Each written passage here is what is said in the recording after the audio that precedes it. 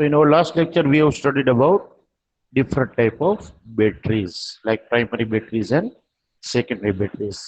Primary batteries में हमने Lakeland cell and mercury cell दो चीजें पढ़ी थी, और सेकेंडरी बैटरीज जो है उसमें हमने लीड स्टोरेज बैटरी जो है उसके साथ एक निकल कैडमियम बैटरी नाम की रीच पढ़ी थी।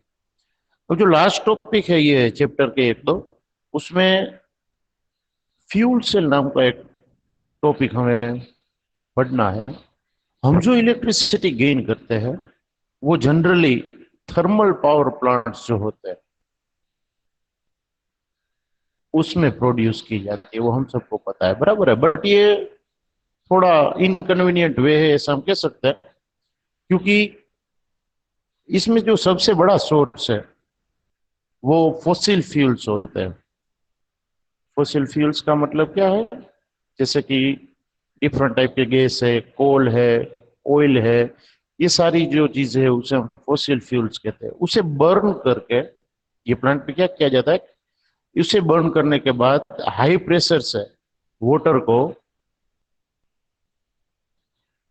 टरबाइन घुमाने के लिए यूज किया जाता है, क्योंकि उसकी स्टीम बनती है। मतलब थर्मल पावर प्लांट्स जो है वो फॉसिल फ्यूल के बर्निंग से वाटर को किस में कन्वर्ट करते हैं? स्टीम में। और वो स्टीम को प्रेशराइज करके क्या घुमाया जाता है?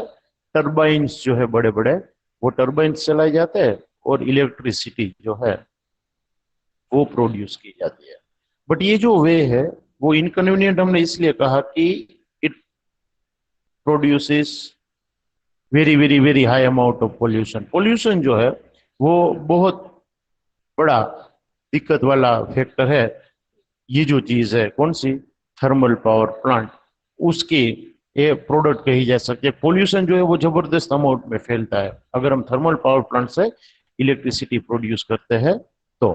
बट हमें ये चैप्टर में ये पढ़ाया गया कि भाई गैल्वेनिक सेल और ऐसे जो इलेक्ट्रोकेमिकल सेल है उसे हम इजीली क्या कर सकते हैं, तो हम केमिकल एनर्जी को किस में कन्वर्ट कर सकते हैं?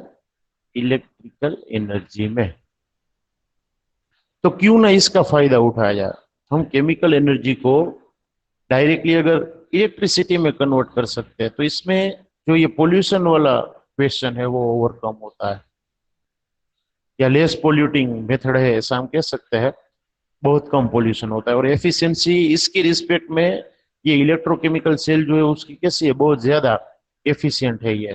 तो हाईली एफिशिएंट भी है, एक तो कम पोल्यूटिंग है, ज्यादा एफिशिएंसी से वर्क करता है, तो दो दो फायदे हैं। बट कैसे ये चीज की जाती है? तो अलग अलग टाइप के इलेक्ट्रोड्स एंड इलेक्ट्रोलाइट्स जो है उसके साथ कैटालिस्ट को जो है वो काम में लिया जाता है, और पर्टिकुलर टाइप की मैकेनिज्म बनाई जाती है कि जिससे हम जो सिंपल केमिकल्स है जैसे कि हाइड्रोजन है, छोटे मॉलिक्यूल्स जो है हाइड्रोजन है, मीथेनॉल है वगैरह, वो सबको इजीली इलेक्ट्रिसिटी में कन्वर्ट कर पाए डायरेक्टली। अगर हम ये सारे जो छोटे केमिकल्स है उसे अगर हम इलेक्ट्रिसिटी में कन्वर्ट कर पाए तो ऐसे जो सेल्स बनाए गए हैं, ऐसे जो मैकेनिज्म्स बनाई गई है उसे नाम दिया जाता है फ्यूल सेल। तो ऐसे कई सारे सेल्स जो है तो वो अब तो टेक्नोलॉजी आगे बढ़ चुकी है तो मार्केट में काम में लिए जाते हैं कि जिसमें जो पोल्यूशन है वो बहुत कम हो और एफिशिएंसी जो है वो बहुत ज्यादा मिले।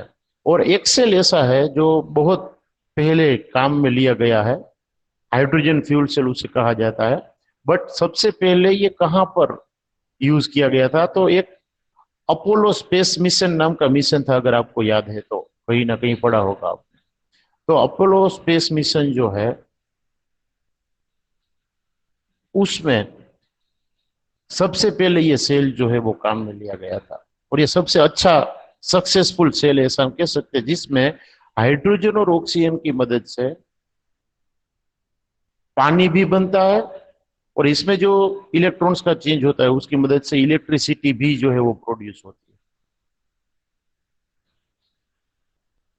ये पर्टिकुलरली डिजाइन हुआ था इलेक्ट्रिसिटी गेन करने के लिए, बट बाय प्रोडक्ट के तौर पर पानी भी मिलता है, तो ड्रिंकिंग वाटर के तौर पर ये पानी को यूज में लिया जाता था। ये अपोलो स्पेस मिशन जो था उसमें जो वाटर प्रोड्यूस होते थे, वाटर के वेपर पहले प्रोड्यूस होती थी, उसे कूल करके या ठंडा होने देते थे ऑटोमेटिकली, और वो ड्रिंकिंग वाटर के साथ साथ ये पानी भी यूज में एज ए ड्रिंकिंग वाटर ही काम में लिया जाता था। कैसा होता है ये सेल, कैसे वर्क करता है ये सेल, क्या मैकेनिज्म होती है हाइड्रोजन फ्यूल सेल जो हम देख रहे हैं उसकी। तो सिंपल सी मैकेनिज्म इजीली आप समझ सकते हो ऐसी कि भाई एक कंपार्टमेंट जो है बड़ा सा, उसमें सब कंपार्टमेंट तीन किए गए होते हैं, पर्टिकुलर वेसल के तीन पार्ट किए गए होते हैं। उसमें जो बीच वाला पार्ट है उसमें इलेक्ट्रोलाइट भरा हुआ होता है। पोटेशियम हाइड्रोक्साइड या सोडियम हाइड्रोक्साइड जो है वो यहां पर काम में लिया जाता है, जिसे हम NaOH कहते हैं, बराबर है। बट वो कंसंट्रेटेड फॉर्म में होना चाहिए, मतलब पानी बहुत कम और सोडियम हाइड्रोक्साइड की अमाउंट ज्यादा होनी चाहिए, तो कंसंट्रेटेड फॉर्म में होना चाहिए सोडियम हाइड्रोक्साइड, जो इलेक्ट्रोलाइट का काम करता है। इलेक्ट्रोलाइट क्या है वो हमने आगे यही चैप्टर में पढ़ा है। ये जो आपको वॉल दिख रही है एक्चुअली वो एक थिक इलेक्ट्रोड होता है, एक तरफ एनोड और एक तरफ कैथोड रखा जाता है।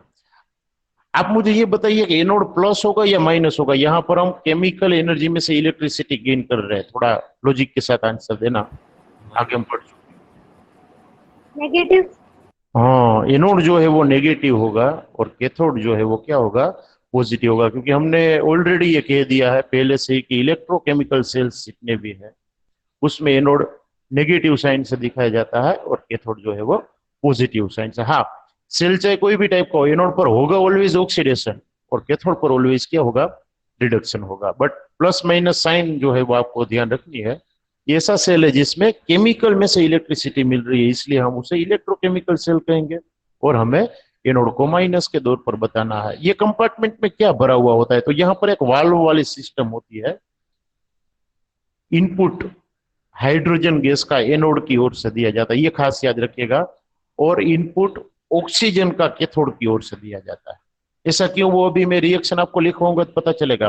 बीच में क्या भरा हुआ होता है, sodium hydroxide as an electrolyte होता है, और यहाँ पर एक आउटलेट होता है जो water at the end of reaction produce होता है एज अ स्टीम या एज अ वेपर, उसे यहां से बाहर निकलने दिया जाता है, और वो वाटर को ठंडा करके एज ए ड्रिंकिंग वाटर जो है वो यूज किया जा सकता है। इतना अच्छा वाटर जो है, अच्छी क्वालिटी का वाटर मिलता है, और ना मिले तो भी प्यूरिफाई करके हम वही वाटर को यूज कर सकते हैं, बट मिलता है, पीने लायक पानी मिलता है, ये याद रखना है। कई सारे कैटलिस्ट भी यूज किए जाते हैं। अभी तो जैसे जैसे टेक्नोलॉजी आगे बढ़ती है, इन्वेंशन होते रहते हैं, एनोड कैथोड भी ये लोग अलग अलग मेटल्स के यूज करते हैं। जनरली प्लेटिनम पैलेडियम के रोड्स होते हैं, सिल्वर का कोटिंग किया गया होता है ऊपर, और बीच में sodium hydroxide as an electrolyte लिया गया होता है। बट ये लोग अलग अलग कॉम्बिनेशन यूज करते हैं, किसका, एनोड और कैथोड का इलेक्ट्रोलाइट के साथ। बट गैसेस सेम रहते हैं, हाइड्रोजन गैस है, ऑक्सीजन गैस। पूरा रिएक्शन क्या होता है तो वो हम समझते हैं, पहले ऑक्सीडेशन एनोड के ऊपर होता है, हमें पता है। एनोड का रिएक्शन हम पहले देखते हैं क्या होगा। एनोड के ऊपर कौन सा गैस टच में आ रहा है भाई, तो हमने लिखा हाइड्रोजन। तो हाइड्रोजन जो है वो यहां से ये टैंक में भरा जाता है, और ये जो एनोड और कैथोड है ना वो पोरस होते हैं, वो याद रखना है। पोरस का मतलब एकदम छोटे छोटे छेद उसमें होंगे, और ये गैस उसमें से आर पार निकल सकता है, बराबर है। तो वो गैस जो है वो धीरे धीरे धीरे ये इलेक्ट्रोलाइट के साथ रिएक्ट होगा। इलेक्ट्रोलाइट के दौर पर क्या है, NaOH। तो NaOH का जो OH माइनस है, नेगेटिव आयन है, वो ये हाइड्रोजन के साथ रिएक्ट होता है जो हमने बाहर से सप्लाई किया है। तो 2 मोल हाइड्रोजन गैस जब 4 मोल OH माइनस के साथ रिएक्ट होता है, क्या बनेगा आप जरा देख सकते हो। टोटल कितने हाइड्रोजन और ऑक्सीजन है वो आप देखना, क्या बन सकता है, लॉजिक लगाओ। और वो बनने के लिए कुछ एक्स्ट्रा है, वो भी आपको देखना है। 2 mole of hydrogen means 4 hydrogen वहां है, 4H और 4OH, तो क्या बन सकता है,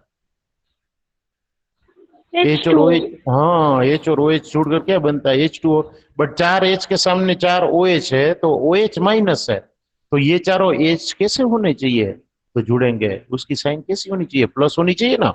बट यहाँ पर तो वो न्यूट्रल है, तो वो प्लस बनने के लिए ये चारों हाइड्रोजन अपने एक एक इलेक्ट्रॉन डोनेट करते हैं, तब जाकर ये चार एच प्लस बनेगा।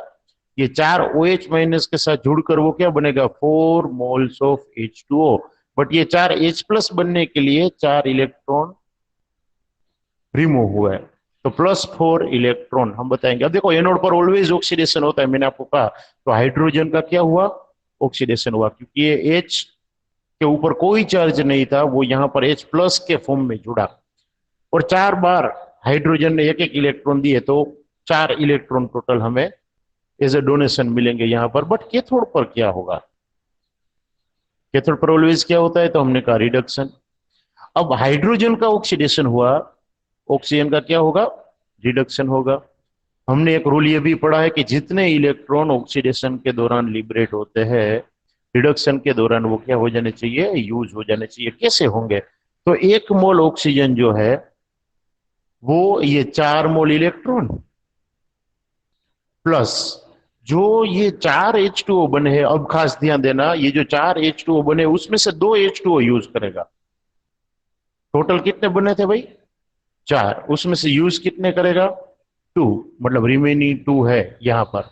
और बनेगा क्या, तो यहाँ पर देखिए बनने वाला क्या है, आप ध्यान से देखिए, यहाँ पर 2 ऑक्सीजन यहाँ पर है, 2 ऑक्सीजन यहाँ पर है, तो 4 ऑक्सीजन, 2 2 4 हाइड्रोजन, तो 4 H है और 4 O है, तो क्या बन सकता है, 4, 4OH हाँ 4 OH, और उसके ऊपर ये 4 इलेक्ट्रॉन मिक्स होता है, नेगेटिव। 4 OH माइनस बनेगा ना। अब ये तो एनोड कैथोड का हाफ रिएक्शन हमने दिखाया, ये ऑक्सीडेशन हाफ था, ये रिडक्शन हाफ था।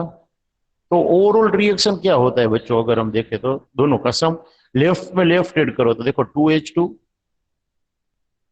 प्लस, अब ये 4 OH में नहीं लिखूंगा क्योंकि ये लेफ्ट हैंड साइड में भी है, राइट हैंड साइड में भी है, तो एकदम इक्वल चीज है, वो कैंसिल आउट हो गई। 4 इलेक्ट्रॉन यहां पर भी है, 4 इलेक्ट्रॉन यहां पर भी है, बट O2 तो है, तो O2 में लिख सकता हूँ। H2O में इसलिए नहीं लिखूंगा कि इस तरफ 2H2 है और इस तरफ 4H2O, तो 2 2 कैंसिल होंगे, बाकी बचेंगे वो 2H2O में लिखूंगा, तो ये फुल रेडॉक्स रिएक्शन हुआ। तो एक्चुअल रिएक्शन क्या है कि 2 मोल ये हाइड्रोजन के 1 मोल ऑक्सीजन के साथ रिएक्ट हुआ है, और 2 मोल H2O जो है वो प्रोड्यूस होता है, और वो H2O हमें कहां से एज अ प्रोडक्ट यहां से मिलता है, एज एन आउटलेट के फॉर्म में वो हमें मिलता है, तो वो वाटर को कंडेंस करके ड्रिंकेबल वाटर के तौर पर या पोर्टेबल वाटर के तौर पर यूज किया जाता है, हम ये कह सकते हैं। बट इसमें कितने इलेक्ट्रॉन का चेंज हुआ ये खास याद रखिएगा, इसके ऊपर से सम पूछे जाते हैं। 4 इलेक्ट्रॉन का फर्क है, हमने 1 मोल इलेक्ट्रॉन को 1 फेराडे ऐसा नाम दिया था, जरा याद रखना, 1 फेराडे। इसका मतलब यहाँ पर 4 फेराडे जो है वो 1 मोल ऑक्सीजन को रिड्यूस करने के लिए यूज होता है। आपको सम कैसा पूछेंगे कि ऑक्सीजन का 1 मोल बनने के लिए, वाटर में से ऑक्सीजन का 1 मोल बनने के लिए कितनी इलेक्ट्रिसिटी चाहिए, तो वाटर में से 1 मोल यहां पर नहीं बनेगा क्योंकि यहां पर एक ही ऑक्सीजन है, यहाँ पर 2 ऑक्सीजन है, तो पहले आपको बैलेंस करना पड़ेगा। 2H2O gives O2 plus 2H2, तो 2 मोल H2O को आप इलेक्ट्रोलाइज करते हो, उल्टा रिएक्शन हम अभी बोल रहे हैं, 2 मोल H2O को आप इसे रिवर्स इलेक्ट्रोलाइज करके H2 और O2 में कन्वर्ट कर सकते हो। तो 1 मोल O2 बनने के लिए कितनी इलेक्ट्रिसिटी चाहिए, तो कितने इलेक्ट्रॉन का फर्क है भाई, 4 इलेक्ट्रॉन का चेंज हो रहा है, इसका मतलब टोटल 4 इलेक्ट्रॉन का चेंज होगा, मतलब 4 फेराडे इलेक्ट्रिसिटी चाहिए 2 मोल H2O में से 1 मोल O2 गेन करने के लिए, बराबर है।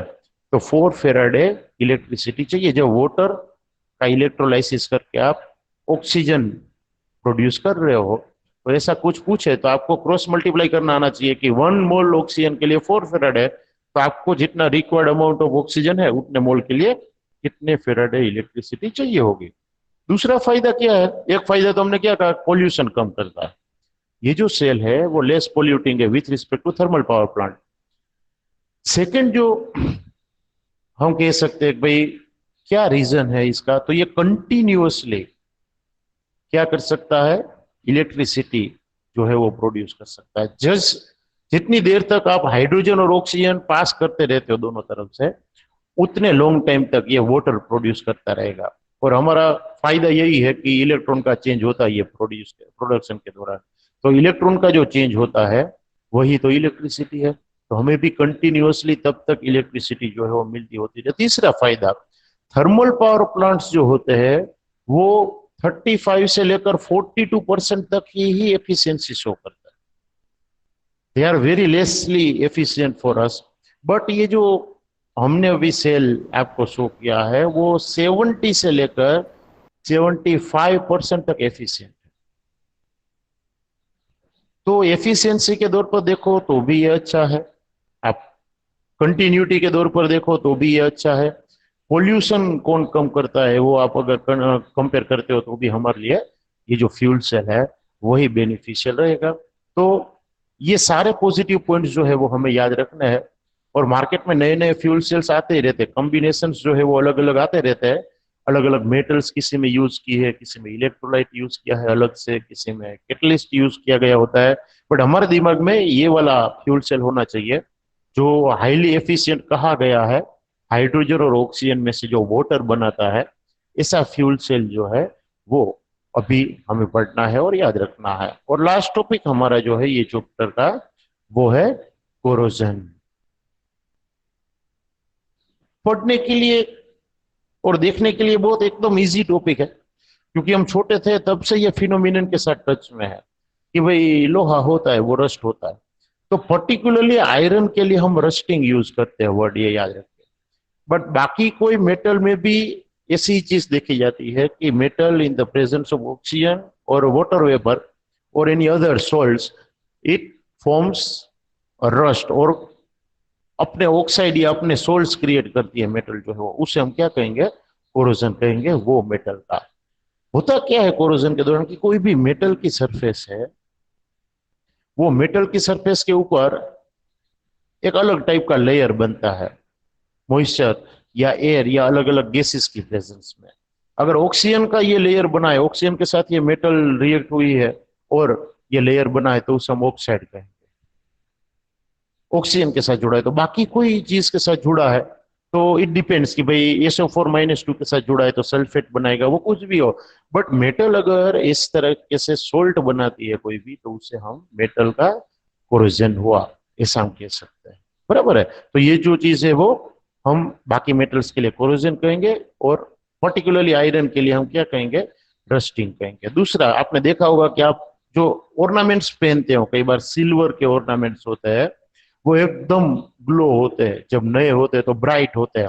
But after some time, just in 3 to 4 days it tarnish, थोड़े ब्लैक हो जाते हैं। आपने ये मार्क किया होगा। तो वो भी क्या है, ये भी एक टाइप का कोरोजन ही है। आपके घर में अगर कॉपर की चीजें है तो आप देखना वो लॉन्ग टाइम तक पड़ी रहती है तो उसके ऊपर ग्रीन कलर के धब्बे हो जाते हैं। या ऐसा सिल्वर जिसमें कॉपर का अमाउंट ज्यादा है, वो आपके हाथों में या ऐसी कोई जगह पर है तो स्किन के ऊपर ग्रीन कलर के धब्बे हो जाएंगे। वो भी क्या है, आपके पसीने की वजह से जो वो मेटल जो है वो थोड़ी बहुत रस्ट होती है और उसका कलर जो है वो हमें दिखता है। तो ऐसी मेटल जो है उसका कोरोजन है। एक्चुअली में हम ये पढ़ इसलिए रहे हैं कि ये कोई छोटी मोटी फिनोमिनन नहीं है। जो बड़ी बड़ी बिल्डिंग्स होती है, ब्रिजेस होते हैं, बराबर है, उसमें ये कोरोजन जो है उसकी वजह से जबरदस्त जो है वो डैमेज होता है। और अगर पूरे वर्ल्ड की हम बात करें तो per year billions of rupees का जो है वो वेस्ट होता है, सिर्फ ये एक फिनोमिनन की वजह से। क्योंकि कोई ब्रिज आपने बनाया है, थोड़ा बहुत स्ट्रोंग तो है ही, बट बहुत टाइम के बाद क्या होगा, उसके अंदर जो आयरन रोड्स है वो धीरे धीरे रस्ट होंगे और उसका जो मटेरियल है वो धीरे धीरे गायब होता जाएगा, मतलब कि कम होता जाएगा। जो रस्टिंग की वजह से जो आयरन है वो वीक होता जाएगा और कभी कभी ये कोलेप्स भी हो सकता है, गिर भी सकता है। जो बड़े बड़े ब्रिजेस होते हैं वो, और आपने ये देखा भी होगा जो डैम्स होते हैं वो भी टूट सकते हैं, तो उससे बहुत ज्यादा जो है वो लाइफ स्पॉइल हो सकती है, बाकी लोगों की जो है वो जान भी जा सकती। तो ये नेगेटिव पॉइंट्स है, अगर पूछे तो लिखना है। बट ऑक्साइड हमारे लिए मेन है। ऑक्सीजन जो है वो जबरदस्त इफेक्ट करता है, वाटर मॉइस्चर है वो इफेक्ट करता है। हम सिर्फ आयरन की बात करें, रस्टिंग की बात करें तो किस तरीके से होता है, पूरी मैकेनिज्म क्या है वो हमें समझनी है, और लास्ट में उसे रोकना कैसे वो देखना है। तो जो आयरन की सरफेस होती है, जहां कहीं भी ऐसा पॉइंट मिले जो थोड़ा रफ हो ये सरफेस पर, वहां से ये चीज शुरू होती है। यहाँ पर जो Fe के मोलिक्यूल्स होते हैं, आयरन मतलब Fe बराबर ना, वो अपने 2 इलेक्ट्रॉन डोनेट करके Fe+2 बनाता है।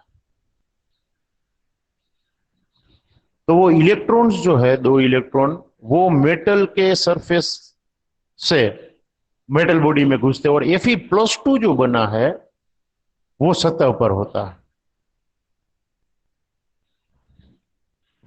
ये 2 इलेक्ट्रॉन जो है वो मेटल में डीलोकलाइज होते हैं, डीलोकलाइज मतलब घूमते रहते हैं, और दूसरे कोई पॉइंट पर, दूसरे कोई भी पॉइंट पर वो जाकर एयर में जो ऑक्सीजन है उसको रिड्यूस करने का काम करते हैं, ऑक्सीजन को ऑक्सीजन -2 बनाने का काम करता है।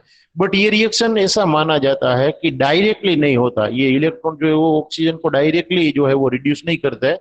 एटमोस्फियर में जो H+ प्रेजेंट है, कैसे आएगा वो भी हम देखेंगे। एटमोस्फियर में जो एसिडिक चीज है, एसिडिक गैसेस है, उसकी प्रेजेंस में ये रिएक्शन थोड़ा फास्ट होता है, ऑक्सीजन जो है वो इजीली रिड्यूस होता है H+ की प्रेजेंट में। क्वेश्चन ये उठता है कि एयर में H+ कहां से आएगा भाई।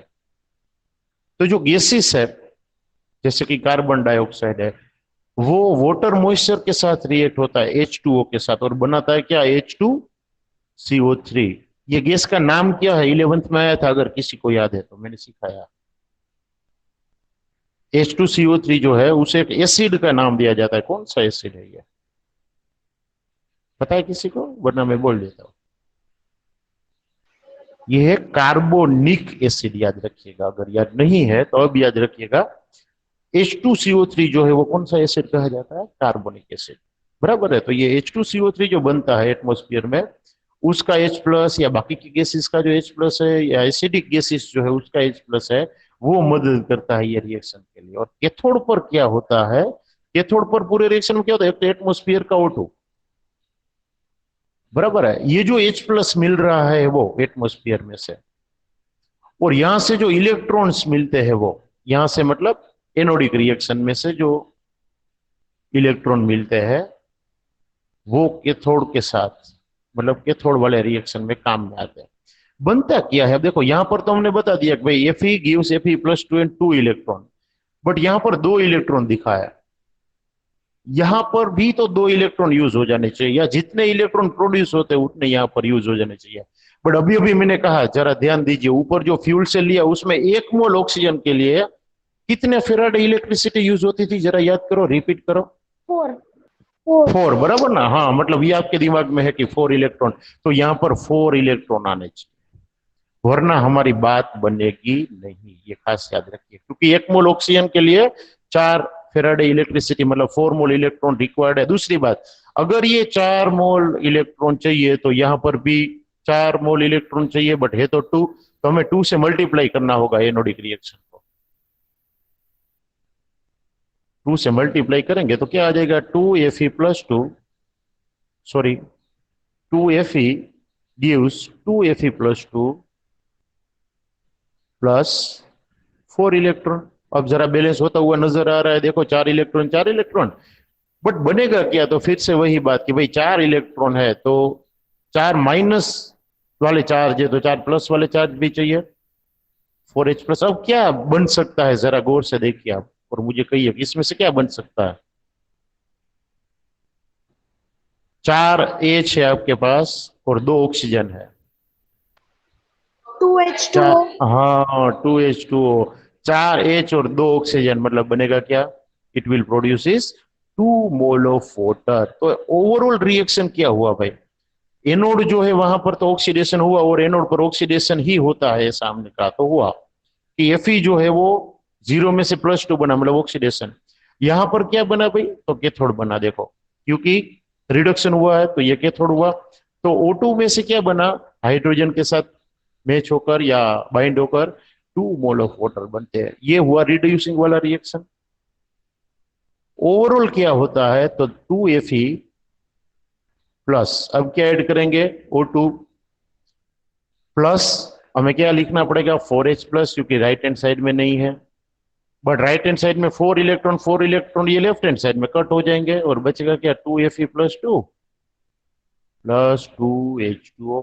ये ओवरऑल रस्टिंग का रिएक्शन हुआ और ये पूरे रिएक्शन के दौरान 1.66666 वोल्टेज जितने वोल्टेज जो है वो प्रोड्यूस होते हैं। मतलब रस्टिंग भी एक टाइप का इलेक्ट्रोकेमिकल रिएक्शन है, ये याद रखना है, बराबर है।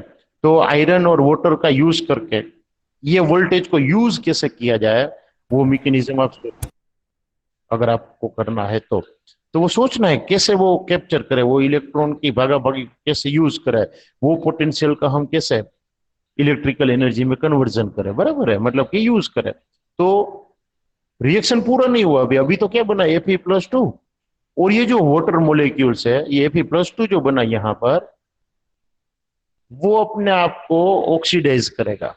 Fe+2 जो है वो एटमॉस्फेयर के ऑक्सीजन के साथ रिएक्ट होकर फर्दर रिड्यूस होगा और क्या बनाएगा Fe+3। ऐसा नहीं घर भर बनता है, ये Fe+2 है वो भी FeO बनाता है और Fe+2 में से अगर Fe+3 बन गया तो वो भी रिएक्ट होकर क्या बनाता है Fe2O3।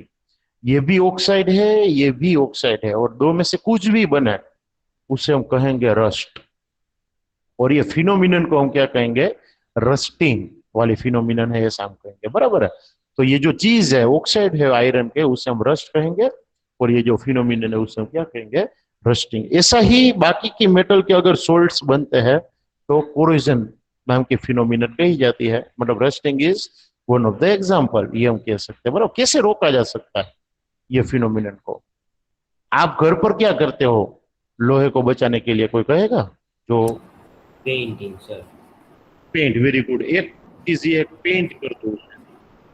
इन शॉर्ट हमें ये चीज आती है कि भाई इसी मेटल्स को प्रोटेक्ट करने के लिए हमें उसे टच में नहीं आना देना। एटमॉस्फेयर के टच में आएगी ना तो वो पोरोइड होगी। हमें ऐसा करना है, ऐसे लेयर्स लगा सकते हैं कि जिससे वो क्या हो एटमॉस्फेयर के टच में ना। एक तो आपने कहा पेंटिंग, सही है। दूसरा पेंटिंग के अलावा क्रोमियम गैल्वेनाइजेशन। वाली पेंटिंग। क्रोम वाली पेंटिंग, क्रोमियम वाली सर पेंटिंग एक्चुअली में क्रोमियम मेटल यूज नहीं होती, क्रोम कहा जाता है सिर्फ, मतलब प्लेटिंग कहा जाता है, दूसरी मेटल का लेयर लगाना एक मेटल के ऊपर, बराबर ना, ऐसा आपने देखा है एक मेटल के वेल्डिंग। ऊपर। हाँ, तो एक मेटल का लेयर दूसरे मेटल, इलेक्ट्रोप्लेटिंग हम उसे कहते हैं, 10th में शायद आप पढ़ चुके हो। एक मेटल के ऊपर दूसरे मेटल का जो है वो इलेक्ट्रिसिटी की मदद से लेयर लगाना, तो दूसरी मेटल उसके टच में आए। बेटा ध्यान ये रखना है कि वो मेटल, जो मेटल रस्ट हो रही है ना उससे ज्यादा एक्टिव होनी चाहिए तो ही ये काम में आएगा, वरना तो उल्टा फिनोमिनन होगा कि लोहा जो है वो पहले कोरोइड हो जाएगा। तो ऐसी एक्टिव मेटल का गेल्वेनाइज कहना है उसे, इसे गेल्वेनाइजिंग कहते हैं। जैसे कि जिंक, आपने वो पानी के पाइप्स देखे हैं, ऊपर सिल्वर कलर आपको दिखता है, एक्चुअली वो सिल्वर नहीं वो जिंक है। पाइप तो अंदर लोहे की होती है, ऊपर किसका लेयर लगाया गया होता है जिंक। रीजन ये कि जिंक जो है वो उसे बचाता है, किसको, ये मेटल को, लोहे को बचाता है, क्योंकि वो ज्यादा एक्टिव है लोहे से, तो खुद रस्ट होगा और लोहे को रस्ट होने से बचाएगा। और खुद का रस्ट होने का जो स्पीड है ना वो बहुत कम है, तो लॉन्ग टाइम लगेगा उसे। अगर प्योर लोहा वैसे ही होता वहां पर पानी के टच में तो फटाफट रस्ट हो जाता, बराबर है। तो ये जिंक जो है वो उसे प्रोटेक्ट करता है। बट अब यहाँ पर एक वर्ड आएगा वो याद रखना है, जिंक अपने आप को सेक्रीफाइस करता है और लोहे को बचाता है। अब देखो कैसे बचाएगा कि आयरन जो है वो Fe में से Fe+2 बन जाता, 2 इलेक्ट्रॉन डोनेट करके। बट जिंक जब तक है तब तक ये आयरन को Fe+2 में कन्वर्ट नहीं होने देगा। क्यों? जिंक अपने इलेक्ट्रॉन डोनेट कर देगा। और ये दोनों रिएक्शन कैसे है?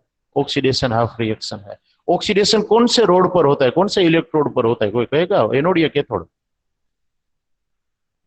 एनोड। एनोड, हाँ। तो एनोड पर ऑक्सीडेशन होता है, तो ये एनोड ऐसा है जो ये एनोड से ज्यादा एक्टिव है, अपने आप को सेक्रीफाई करता है और ऑक्सीडेशन शो करता है। तो ऐसे एनोड को सेक्रीफिशियल एनोड कहा जाता है। तो आपको पूछा जा सकता है व्हाट इज सेक्रीफिशियल एनोड?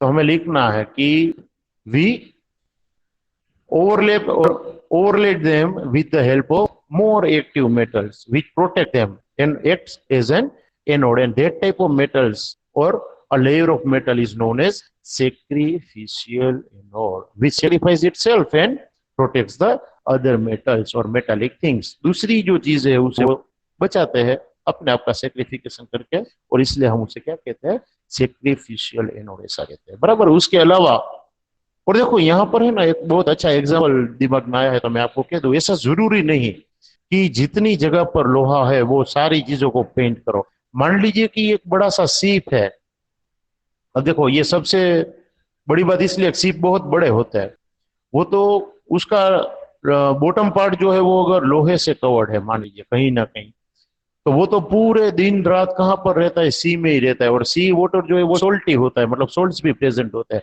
तो इजीली वो रस्ट हो जाएगा। जो सीप है वो करोड़ों रुपए की लागत लगती है ऐसे सीप्स को बनाने में, अगर मान लीजिए कि उसका बॉटम ही खत्म हो जाए तो वो सीप कोई काम का रहेगा नहीं। तो क्या फिर से करोड़ों रुपए हम खर्च करें ना? क्या पूरा बॉटम ऐसे जिंक से बनाना चाहिए जो with respect to iron costly है? तो ना, क्या किया जाता है कि ये पूरे बॉटम के टच में कोई एक जगह पर एक बड़ा सा टुकड़ा ये जिंक या मैग्नीशियम या कोई ऐसी एक्टिव मेटल का रख दिया जाता है। ये करता क्या है, जैसे ये आयरन अपने इलेक्ट्रॉन डोनेट करना चाहेगा, ये आयरन को अपने इलेक्ट्रॉन डोनेट कर देगा। कौन? जिंक या मैग्नीशियम। मतलब iron as it is Fe के फॉर्म में रहेगा, वो Fe+2 बन ही नहीं सकता, क्योंकि वो जैसे Fe+2 बनने की ट्राई करेगा उसके इलेक्ट्रॉन की जगह इसके इलेक्ट्रॉन आ जाएंगे। हाँ, आपको आफ्टर सम टाइम, मतलब कि थोड़े महीनों के बाद, थोड़े मंथ्स के बाद ये रियलाइज होगा कि हमने जितना बड़ा टुकड़ा ये जिंक या मैग्नीशियम मेटल का रखा था उसकी साइज में बहुत डिक्रीमेंट हो गया है। उसका रीजन ये है कि वो अपने आप को सेक्रीफाइस करता है, वो खत्म हो जाएगा, वो खुद रस्ट हो जाएगा, बट ये आयरन को रस्ट होने से बचाएगा, ये याद रखना है, बराबर है। तो ये सेक्रीफिशियल एनोड पूरे लोहे को ओवरलैप करने की जरूरत नहीं है, वो उसके टच में रहने की जरूरत है। कोई एक छोर पर इसका ब्लॉक रख दिया जाता है जिसे टाइम टू टाइम जो है वो रिप्लेस कर दिया जाता है। इसके अलावा आप क्या कर सकते हो, ये सबसे अच्छा वे है सेक्रिफिशियल एनोड वाला, पेंट कर सकते हो। तीसरी बात आप क्या कर सकते हो कि वैक्स जैसे कोई मटेरियल है, वैक्स जो है उसको पानी टच नहीं करता, आपको पता है, या रिएक्ट नहीं करता, तो ऐसी जो मेटल है उसके ऊपर वैक्स लगा दिया जाएगा, वैक्स का लेयर लगा दिया जाए, तो वो एटमॉस्फेयर के टच में ये मेटल जो है वो नहीं आएगी, उसके कांटेक्ट में नहीं आएगी। हाँ बोलो। सर एकदम स्मॉल लेयर बना दे प्लास्टिक की तो नहीं चलेगा? देखो चलेगा, बट एकदम स्मॉल लेयर प्लास्टिक की जो है ना वो कहीं से भी ब्रेक हो जाती है अगर, तो कोई काम की नहीं रहती।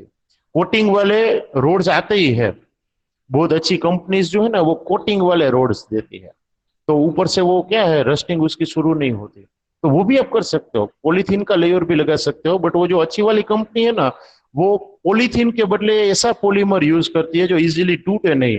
और मेरे ख्याल से शायद एक पॉलीमर है बिस्फिनोल ए नाम का पॉलीमर आता है, जिसका स्ट्रक्चर कुछ ऐसा है, दो बेंजीन की रिंग होती है, बीच में कार्बन और ऊपर नीचे OH, इसे बिस्फिनोल ए कहा जाता है, और इसका पॉलीमर बनता है। ऐसे कई सारे मॉलिक्यूल की लॉन्ग चेन बनती है, पॉलीमर बनता है, और ये बिस्फिनोल है ना वो बहुत ज्यादा स्ट्रेंथ वाला मटेरियल है, तो उसका लेयर लगाया जा सकता है। बाकी सिंपल प्लास्टिक के बदले क्या लगाया जा सकता है, अच्छा आपके दिमाग में आया, और ये भी एक वे है पॉलीमर लगाना, बट पॉलीथीन या प्लास्टिक नहीं बोलना है, हम क्या बोलेंगे, बिस्फिनोल ए। ये अगर याद रहे तो, बाकी कोई जरूरी नहीं है, ये आपने पूछा इसलिए मेरे दिमाग में। बिस्फिनोल ए नाम का एक ऐसा पॉलीमर है कि जिससे आप आयरन की कोटिंग या बाकी मेटल की कोटिंग जो है वो क्या कर सकते हो, इजीली कर सकते हो, बराबर है। तो इतने वेज है जिसे आप कोरिजन जो है वो कम कर सकते हो, बराबर है। लेस अमाउंट में ये होता है और हमें नुकसान भी क्या होता है, कम होता है। ये टॉपिक जो है कोरिजन वाला वो यहाँ पर खत्म होता है।